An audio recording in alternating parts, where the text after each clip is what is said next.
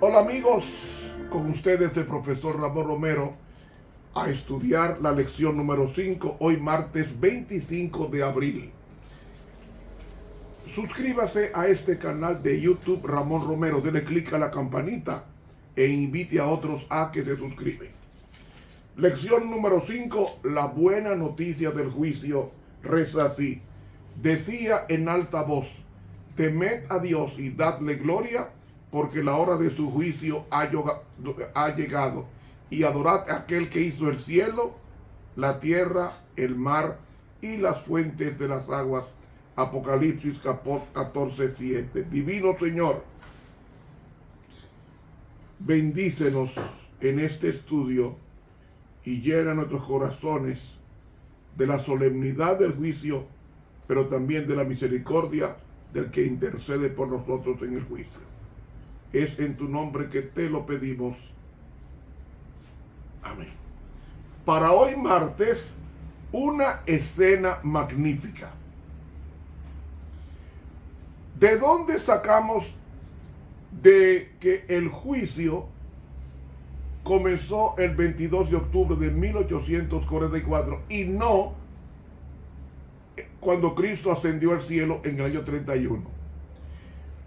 Para entenderlo mejor, tenemos que ir a la historia. Y Daniel invoca la historia y la registra en su libro en el capítulo 7, en los primeros 14 versículos, que sí nos dicen que ese juicio comenzó en octubre 22. Vamos a ver ahora. Capítulo 7. En el primer año de Belsasar, rey de Babilonia, dio Daniel un sueño y visiones de su cabeza en su cama. Luego escribió el sueño y notó la suma de los negocios. Habló Daniel y dijo, veía yo en mi visión de noche, he aquí que los 4 vientos del cielo combatían en la gran mar, y 4 bestias grandes, diferentes la una de la otra, subían de la mar. La primera era como león y tenía alas de águila. Yo estaba mirando hasta tanto que sus alas fueron arrancadas y fue quitada de la tierra. Y púsose enhiesta sobre los pies a manera de hombre, y fuele dado corazón de hombre. Esta bestia representa a Babilonia, que gobierna a Jerusalén desde el año 605 hasta el 538, cuando es depuesto por la segunda bestia. Y he aquí otra segunda bestia, semejante a un oso, la cual se puso a un lado y tenía en su boca 3 costillas entre sus dientes. Y fuele dicho así, levántate, traga carne mucha. Después de esto yo miraba, y he aquí otra, semejante a un tigre, y tenía 4 alas de ave en sus espaldas. Tenía también esta bestia 4 cabezas, y fuele dada potestad. La segunda bestia es un oso. Oso es símbolo de Medio Persia en este capítulo, porque quien destruye a Babilonia es Medo Persia. Y Medo Persia gobierna desde el 538, cuando cae Babilonia, en la noche de Belsasar, hasta el año 331, con la batalla de Arbelas, donde Alejandro el Grande vence a Darío. Pero no, esa bestia es el tigre que representa a Grecia helenística, que comienza en el 331 hasta el año 168, cuando surge el Imperio Romano. Después de esto miraba yo en las visiones de la noche, y he aquí la 4ª bestia espantosa y terrible, y en grande manera fuerte, la cual tenía unos dientes grandes de hierro, devoraba y desmenuzaba y las obras hollaba con sus pies, y era muy diferente de todas las bestias que habían sido antes de ella, y tenía 10 cuernos. 10 cuernos porque Roma se fragmentó en el 476 de nuestra era, se fragmentó en 10 naciones, o en 10 tribus, mejor dicho. Se fragmentó con la caída por la invasión de los bárbaros, y luego surge un cuerno pequeño que derriba 3. Estando yo contemplando los cuernos, he aquí que otro cuerno pequeño subía entre ellos, y delante de él fueron arrancados 3 cuernos de los primeros. Y he aquí en este cuerno había ojos como ojos de hombre, y una boca que hablaba grandezas. ¿Qué indica eso? Que de la fragmentación del Imperio Romano en 10 tribus, pues surgen los ostrogodos, los visigodos, los lombardos, los huevos, los acusadores, fueron 10 tribus. Entonces, había 3 tribus arrianas, que esas 3 tribus arrianas fueron combatidas por el papado entre el 508 hasta el 538. Ahí surge cuando derriba los 3 cuernos, o las tres tribus son vencidas, una en el 508, otra en el 533 y otra en el 538, que fueron los vándalos, los euros y los ostrogodos. Ahí comienza la supremacía papal de los 1260 años, del 538 hasta 1798, nos da exactamente 1260 años. ¿Qué pasó en el 1758? 1798. Bueno, lo que pasa es que en ese tiempo el Papa fue tomado prisionero por Napoleón Bonaparte y es desterrado a la isla, es desterrado a Delfinado y allí muere al año siguiente. Y ahí surge la supremacía papal. Ahí termina la supremacía papal en 1798. Eso está históricamente comprobado. Ahora bien, como está históricamente comprobado, estuve mirando. En ese tiempo es que surge el juicio. ¿Cuándo? En el tiempo del fin. ¿Qué tiempo del fin? El tiempo del fin comienza en la derribación o derribar el cuerno pequeño, que hablaba grandeza, en el 1798. Después de ahí que comienza el tiempo del fin, surge un movimiento predicando los eventos finales que nos habla en Apocalipsis 6 de la caída de las estrellas, fue en 1833, en noviembre, el 11 de noviembre. Entonces, eso despierta el interés mundial porque algo grande va a pasar en el cielo y se pensaba que era la segunda venida. Y comienza Guillermo Miller a predicar sobre el mensaje de los 3 ángeles, que es el tema de esta semana. Y él comienza a predicar de que el santuario sería purificado, es a saber la tierra, según su interpretación. Y se puso fecha, primero de 1843, luego en primavera de 1844 y luego en otoño de 1844, que Cristo vendría. No fue así, porque el cálculo estaba hecho, pero la interpretación del santuario era la incorrecta. Y era que el santuario era el santuario del cielo que iba a ser purificado, porque Cristo iba a cumplir lo que dice el versículo 9 del capítulo 7.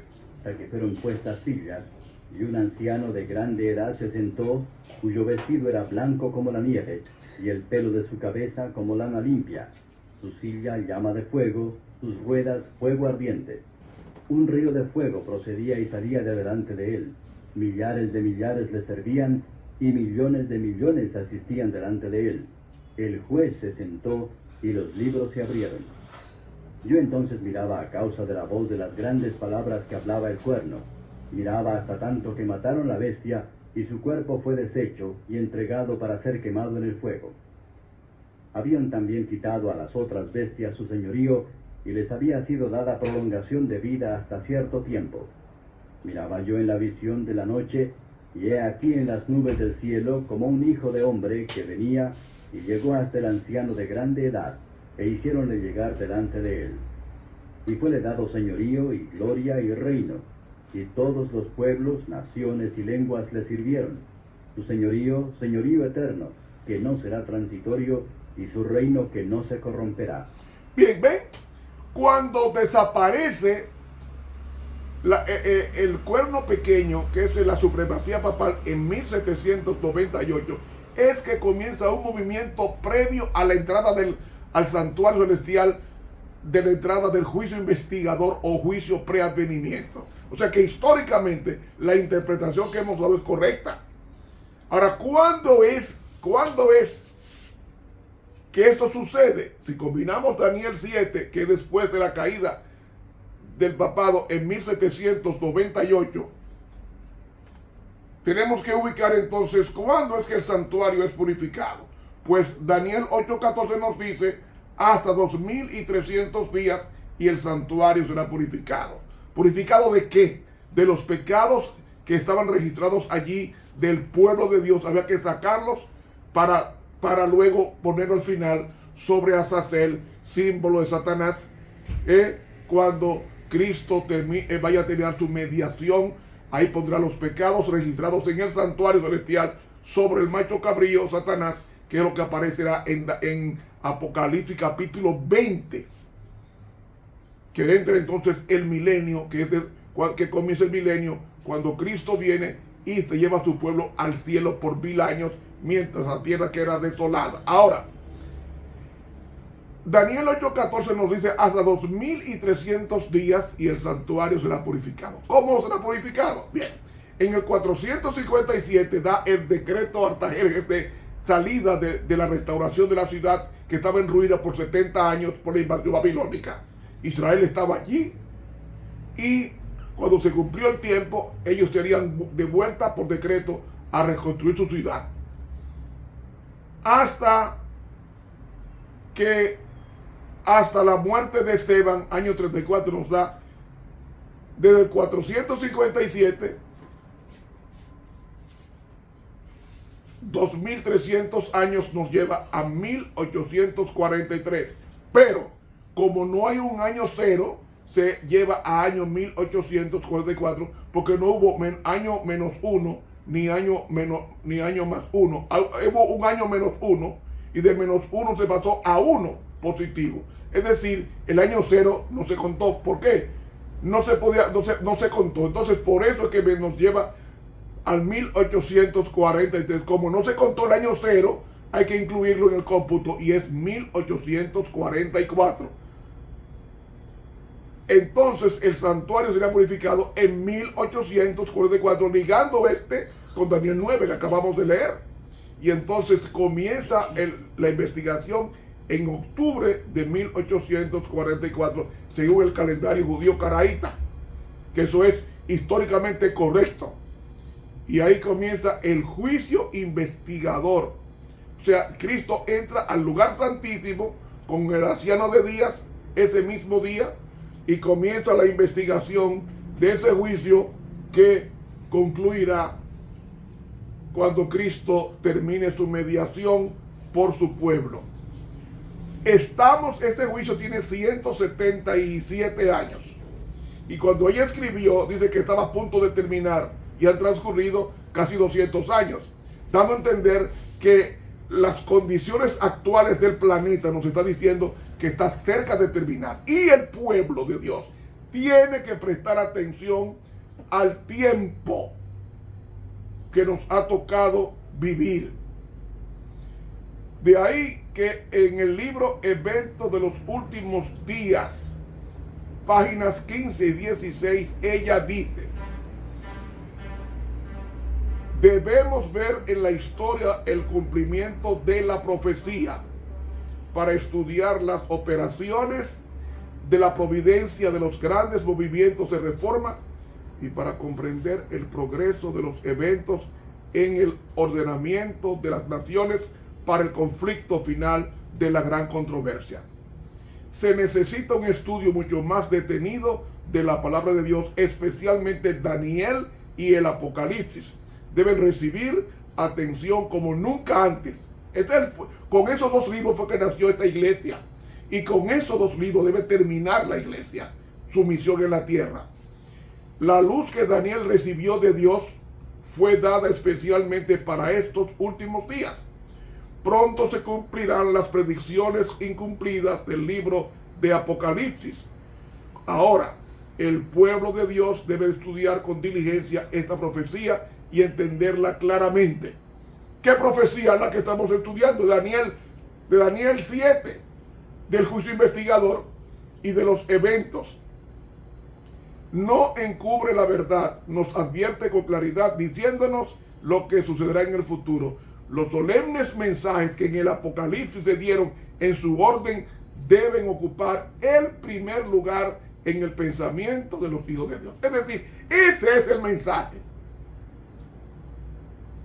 No es solamente Juan 3:16, porque de tal manera amó Dios al mundo. Es el mensaje de la época. ¿Qué mensaje de la época? Si usted quiere saber cuál es el mensaje que debemos de predicar, pregúntese dónde está Cristo ahora. ¿Por qué se predicó de la resurrección de Cristo en los días de los apóstoles? Porque Jesús murió en el año 31, al tercer día resucita, a los 40 días asciende al cielo en forma definitiva, y la iglesia es investida del Espíritu Santo según Hechos 2 para predicar que en la verdad presente del tiempo de los apóstoles. ¿Cuál era la verdad presente del tiempo apostólico? De que Cristo había resucitado, de que Cristo había ascendido al cielo y de que Cristo había entrado en el lugar santo, el santuario, para perdón de los pecados. Desde el año 31 hasta 1844 estuvo Jesús en el primer departamento del santuario llamado lugar santo. Pero ahora, después que él terminara, tenía que comenzar una obra de limpieza del santuario de los pecados introducidos por la confesión de su pueblo. Y entonces el juicio comienza con el pueblo de Dios. Como dice San Pedro, es necesario que el juicio comience con la casa de Dios. Es decir, comience con los miembros de iglesia. Entonces comienza con Adán, dice el Comité de los Siglos, comienza con Adán y termina con el último postulante. Entonces, dice aquí que viene en visión el Hijo del Hombre, viene al juicio.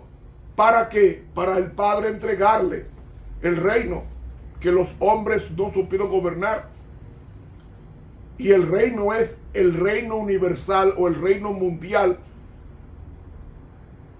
que Cristo, según Apocalipsis 11, ha pasado a ser el reino de nuestro Señor Jesucristo. Y por eso es que debemos tener cuidado en estar postergando la preparación. Hay muchos hermanos que murieron sin Dios y sin esperanza porque no se prepararon ellos no se prepararon lo suficiente para morir. Y muchos hermanos descansan en sus tumbas y muchos de ellos no pasarán a la vida eterna porque murieron sin preparación. Entonces es necesario lo que dice aquí en Profetas y Reyes, página 403, un estudio cuidadoso de cómo se cumple el propósito de Dios en la historia de las naciones y en la revelación de las cosas venideras. Nos ayudará a estimar en su valor verdadero las cosas que se ven y las que no se ven, y a comprender cuál es el verdadero objeto de la vida. Considerando así las cosas de este tiempo a la luz de la eternidad, podremos, como Daniel y sus compañeros, vivir por lo que es realmente noble y perdurable. Y al aprender en esta vida a reconocer los principios del reino de nuestro Señor y Salvador, el reino bienaventurado que ha de durar para siempre, podemos ser preparados para entrar con Él a poseerlo cuando venga. Profetas y Reyes, página 403 de la Pluma Inspirada. Señores, como está el mundo, mire, yo aprendí esto en teología. Cuando algo grande está por pasar en el cielo, se refleja en la tierra. Cuando iba a entrar Cristo al lugar santísimo, una serie de eventos surgieron en el planeta Tierra. La caída de las estrellas. Un movimiento mundial de más de 500,000 de personas predicando que Cristo vendría para esa fecha. Y Cristo en el lugar santísimo. Ahora, algo está pasando en el cielo que está poniendo al mundo en la condición que está, porque el Espíritu de Dios se está retirando del planeta poco a poco y está tomando poder Satanás de las mentes de las personas que no se han entregado a Cristo. Por eso es que decimos, hermanos, hay que prepararse, no para la segunda venida, prepararse por si la muerte nos toca hoy. Porque si nos toca hoy y estamos preparados, el sello es que nos vamos a levantar en la resurrección de los justos cuando Cristo venga por segunda vez. Se nos fue el tiempo. Mañana miércoles estudiaremos un vistazo en el cielo. Dios nos bendiga y nos guarde.